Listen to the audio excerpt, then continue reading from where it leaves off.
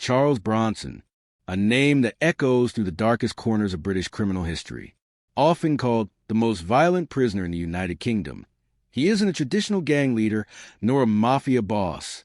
Yet his reputation, brutality, and unpredictable nature have turned him into a living myth, a figure both feared and strangely fascinating. Our story begins in 1952, in the town of Luton, England. A boy is born, Michael Gordon Peterson. Nothing about his early childhood suggested that he would one day become Britain's most dangerous and infamous inmate. His upbringing was fairly ordinary. He wasn't surrounded by crime, violence, or gang culture. But deep inside, something else was growing. A spark of aggression, a simmering anger, a desire for dominance.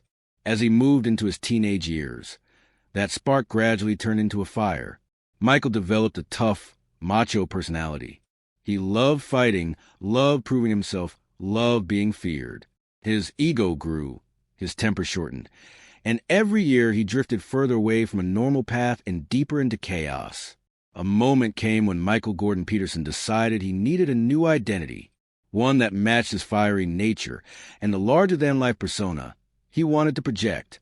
He chose the name Charles Bronson, inspired by the legendary Hollywood action star. But unlike the fictional hero, this Bronson wasn't made for the silver screen. He was a product of raw, uncontrollable energy, a man destined not for fame, but for infamy. And soon, the world would come to learn that this Charles Bronson was no movie character. He was a real force of nature, a man even the toughest prison struggled to contain. Bronson's criminal path began with something relatively small, an armed robbery in the 1970s. It wasn't the crime itself that changed his life. It was what happened after he was sent to prison. The moment he entered the prison system, it became clear that he didn't fit the mold of an ordinary inmate. Rules meant nothing to him. Authority was an invitation to challenge, and conflict was his comfort zone. What was supposed to be a short sentence quickly turned into a lifelong cycle of violence, punishment, and isolation. Bronson attacked prisoners, guards, and anyone who tried to control him. He destroyed property, staged riots, and turned even minor disagreements into full-scale confrontations. The prison system had never seen anything like him. Psychologists describe him with one brutal summary. Charles Bronson is a human time bomb. You never know when he will explode. Over the years, his name became synonymous with chaos. Hostage situations, rooftop protests, violent outbursts. Bronson created a legend inside the very walls built to break him. But what makes Charles Bronson's story truly extraordinary is not just the violence, it's the duality. Inside this uncontrollable man lived a strange, unexpected side. Bronson the artist, Bronson the writer, Bronson the thinker. In isolation, where he spent most of his life, he began drawing bizarre, symbolic, and deeply psychological artwork. His pieces won awards.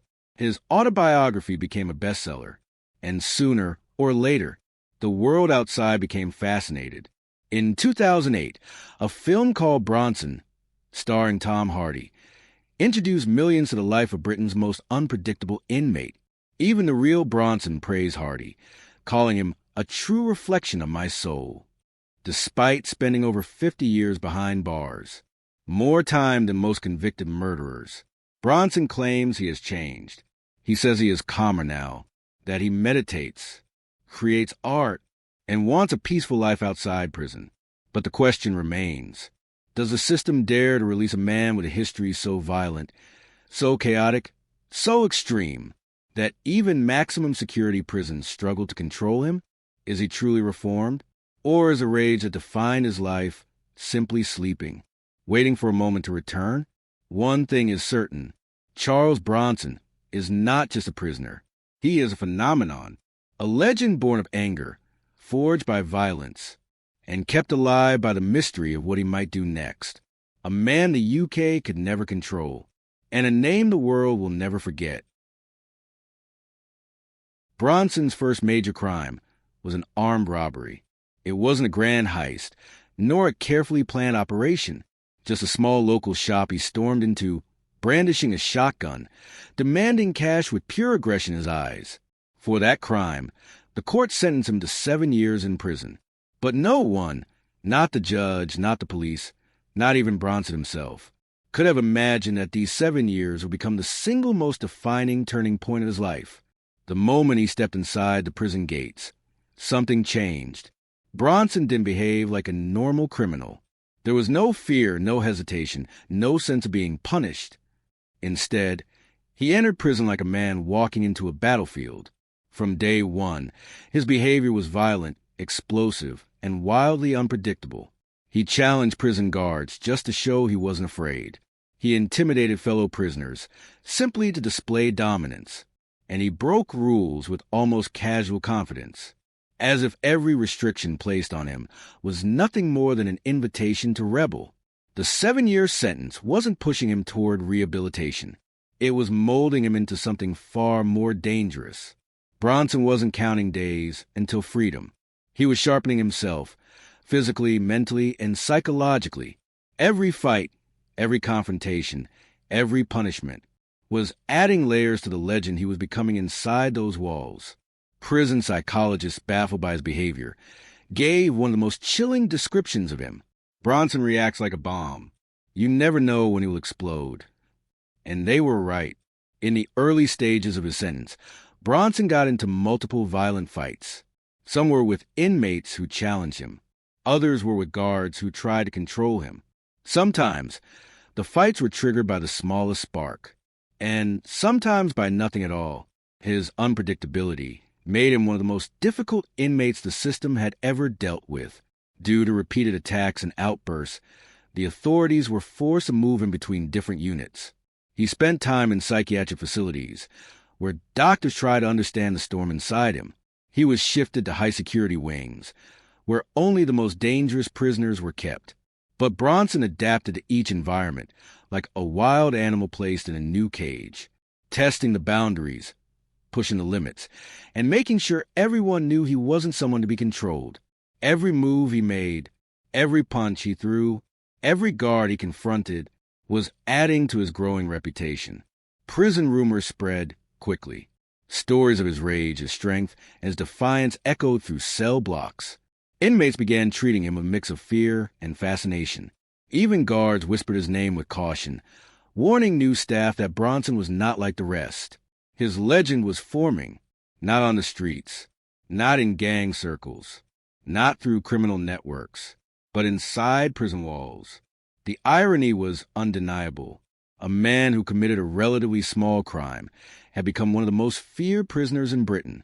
The system tried everything: disciplinary actions, isolation, therapy, but nothing broke him. If anything, the isolation made him more intense. The punishments hardened him further. The authority only fueled his desire to dominate. Prison was supposed to tame the criminal. Instead, the prison created a monster it could no longer handle. By the end of what was supposed to be a simple 7-year sentence, Bronson had already become a mythic figure, a man whose name spread beyond prison walls, a man whose behavior baffled experts, terrified guards, and impressed inmates. He had become Charles Bronson, the unpredictable force of nature, a figure who would go on to spend decades behind bars, not because of his original crime, but because of the chaos he unleashed inside the system itself. And this was only the beginning, the birth of a legend forged not in freedom, but in the pressure cooker of prison life. There came a period in Charles Bronson's life that can only be described as his most violent era, a time when the prison system itself realized a hard truth. Bronson isn't just a man, he's a one-man riot. This was a phase in which Bronson built the infamy that made his name echo through every prison in the United Kingdom, not because of organized crime, not because of gang power, but because of something far more unpredictable: his explosive dominance over anyone around him. During these years, Bronson became infamous for one thing above all: hostage situations. He didn't just fight. He didn't just scream, break rules, or resist authority. He escalated everything to a level the prison system had rarely seen before. Sometimes he would overpower a guard and tie him up. Other times he would corner an inmate, punish him, or threaten him just to show superiority. And on certain days, he would shut down entire prison wings, forcing lockdowns, stopping movement, and bringing everything to a standstill. One of the most bizarre incidents happened in the prison library. Bronson grabbed a librarian, took him hostage, and barricaded himself inside. His demands? A cup of tea and a helicopter, as if he were staging a Hollywood movie escape. The helicopter demand wasn't real. Bronson himself later admitted it. It was about power, about proving that he could bring the system to its knees whenever he wanted. In another incident, Bronson captured a prison teacher and held him hostage for 44 straight hours. The standoff was tense, unpredictable, and dangerous. Authorities were terrified that using force would push Bronson into an even more violent explosion. They had seen enough to know this man didn't respond like other inmates. He reacted like a live grenade. The slightest pressure could trigger chaos. Bronson operated by a simple rule: give me respect or I'll take it by force. And he meant every word. Prison officers were so intimidated by him that even transferring him from one cell to another became a high-risk event. Moving Bronson required planning, backup, and full alert. It wasn't transportation. It was a tactical operation. The UK government eventually realized that keeping Bronson in normal prison population was impossible, so they placed him in long-term segregation, isolated from the rest of the inmates, locked away in small, controlled spaces to prevent further chaos. But isolation didn't calm him. It didn't soften him. It didn't bring peace. If anything, it made him more intense, more unpredictable, more wild. While ordinary prisoners marked days on their calendars, waiting for release or counting how long they had left, Bronson was living in a completely different world inside prison. What most inmates experience in a lifetime, Bronson surpassed many times over. More than 11 hostage situations, 9 rooftop protests where he climbed onto prison roofs and caused thousands in damage, countless fights with guards and prisoners, dozens upon dozens of disciplinary charges. The numbers alone turned him into a legend, not the kind you admire, but the kind you fear, the kind prison officers warn new recruits about, the kind inmates whisper about when the lights go off. One prisoner described Bronson more powerfully than any official report ever could. When Bronson walks, the whole wing stops breathing. That sentence captures everything. Bronson wasn't just another violent inmate. He wasn't simply aggressive or hot-headed. He carried a presence, something heavy, dangerous, and unpredictable. People sensed it before he even spoke. Guards tightened their grip on batons. Inmates backed away. Doors slammed quicker. Silence followed him like a shadow. And everyone, guards and prisoners alike, knew one thing. If Charles Bronson reached a breaking point, nothing could stop him. The myth of the most violent prisoner in Britain wasn't created by tabloids or films. It was created inside the cold, echoing hallways of British prisons, built fight by fight, hostage by hostage, riot by riot. And this era, this violent, chaotic era, is what solidified Charles Bronson as the uncontrollable force the system feared most.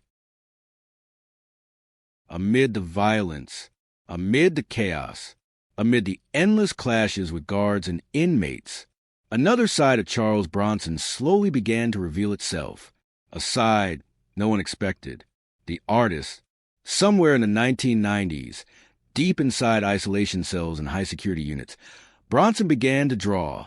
What started as simple sketches soon evolved into bizarre, surreal, and symbolic pieces of art, filled with twisted shapes, dark humor, bold lines, and psychological depth. His artwork wasn't ordinary. It reflected the storm inside him, the violence, the loneliness, the madness, and the strange creativity fighting for space in the same mind. And surprisingly, people on the outside noticed. Collectors, art critics, students, and even psychologists began studying his work.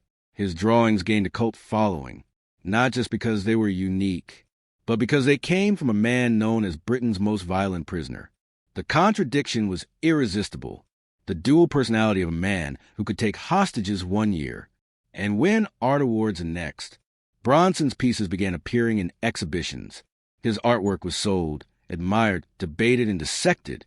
People were fascinated by the idea that a man capable of extreme violence could also create something so strangely expressive. Inside the most oppressive environment, a concrete box with steel doors, Bronson had found a new identity. The notorious criminal was becoming a creative artist.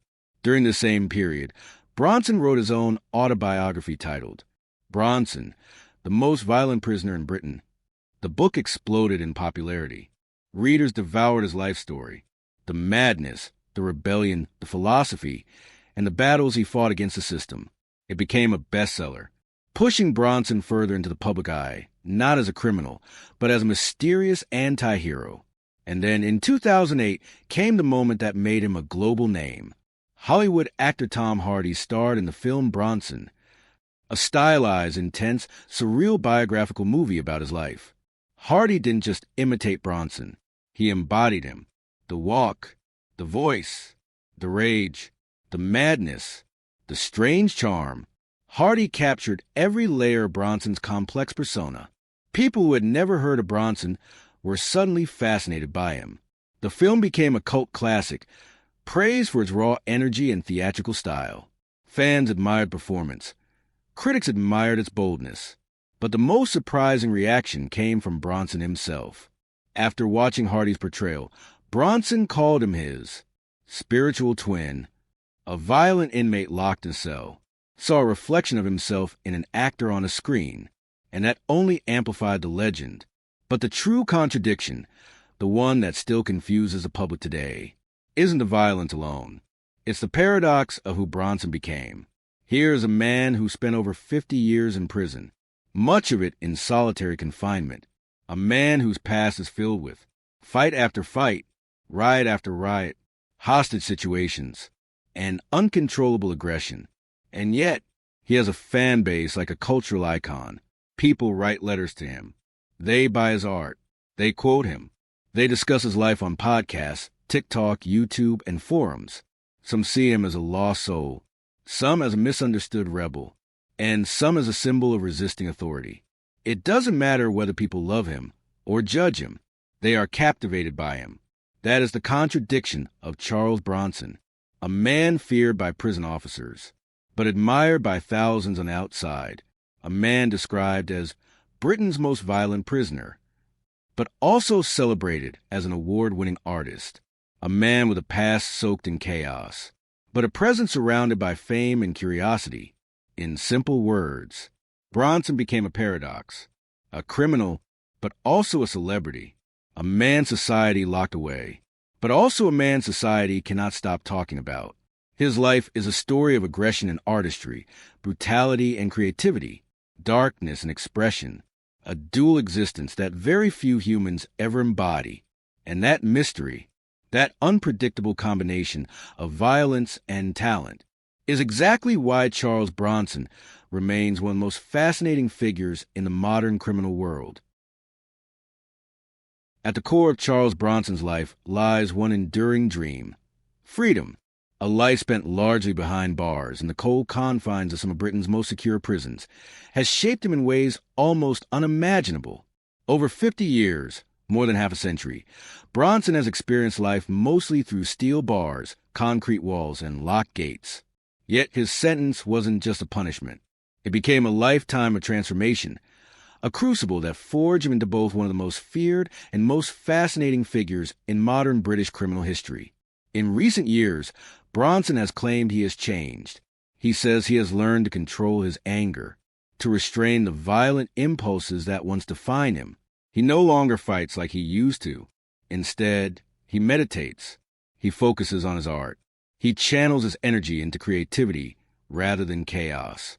But for the UK justice system, these claims are viewed with extreme caution. Bronson has applied for parole multiple times, but every attempt has been denied. Why? The answer is simple. He is unpredictable. Despite decades of imprisonment, despite signs of apparent reform, the authorities see him as a potential threat, a man whose past cannot be ignored. Today, Charles Bronson remains the most famous and controversial prisoner in the United Kingdom.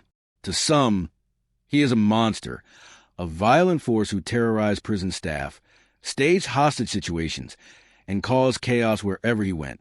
To others, he is misunderstood, a man trapped by circumstance and temperament, whose true nature may never be fully known. And yet others view him as a living legend, a figure whose story transcends crime and punishment, entering the realm of cultural myth. The question that continues to haunt both the public and the authorities is this: has Charles Bronson truly changed, or is the rage, the violent energy, and the explosive fury that defined his life merely sleeping, waiting for the right moment to resurface behind prison walls? This tension between fear, fascination, and uncertainty is what has kept the world watching. Bronson's life is a study in extremes, a man capable of unspeakable violence, yet capable of profound artistic expression, a man trapped in cells, yet paradoxically free in his imagination, a man condemned by law, yet celebrated by parts of public. Even after decades in custody, his presence commands attention. Stories of his past violence circulate alongside tales of his artwork. Articles, interviews, books, and films continue to dissect his life. He is not just an inmate. He is a phenomenon, a paradox that refuses to be simplified.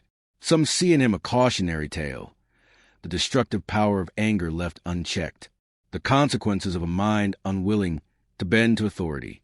Others see an almost heroic figure, a man who survived decades of isolation, who turned suffering into creativity, who became more than the sum of his crimes.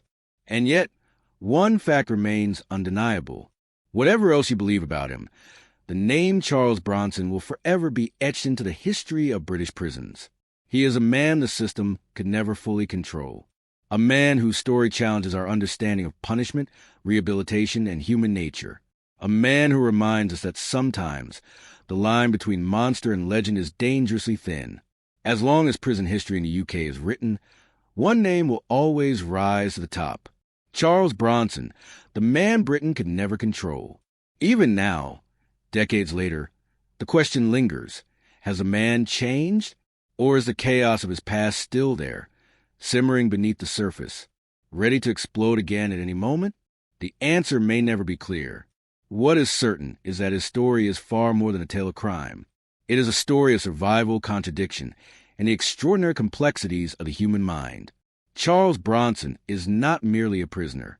He is a legend, a paradox, a force that neither society nor time has ever been able to fully contain. And perhaps that is a true legacy of Britain's most infamous inmate, not the crimes he committed, not the decades he spent behind bars, but the enduring mystery of who Charles Bronson truly is.